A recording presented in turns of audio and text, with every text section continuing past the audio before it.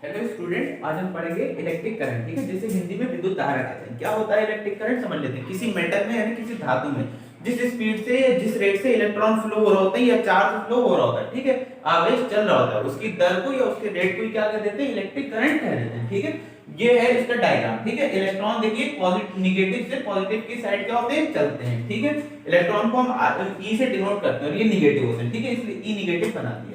Okay, electric current is the rate of flow of electron in a conductor. ठीक है, किसी conductor में जिस रेट से इलेक्ट्रॉन फ्लो हो रहे हैं वही उसको क्या कह देते हैं, इलेक्ट्रिक करंट कह देते हैं। ठीक है, unit of electric current is ampere और इलेक्ट्रिक करंट की यूनिट क्या होती है, एम्पियर। एम्पियर क्या होता है, एक साइंटिस्ट है। ठीक है, कौन थे, एम्पियर। तो एम्पियर एक साइंटिस्ट है। ठीक है, electron flow from negative to positive charge. ठीक है, हमने अभी बताया कि इलेक्ट्रॉन क्या होता है, नेगेटिव से पॉजिटिव चार्ज की तरफ चलता है। ओके, ठीक है, वही बात हिंदी में लिखी हुई, विद्युत आवेश के गति या प्रवाह में होने पर उसे विद्युत धारा कहते हैं। ठीक है, आवेश के प्रवाह की दर को विद्युत धारा कहते हैं। ठीक है, इसका मात्रक एम्पियर होता है। ठीक है, उसका फार्मूला क्या होता है, I q/t। ठीक है, और जहां पर I क्या होता है, तो I करंट होता है जिसे हम हिंदी में धारा कहते हैं। ठीक है, Q क्या होता है, चार्ज होता है जिसे हम आवेश कहते हैं।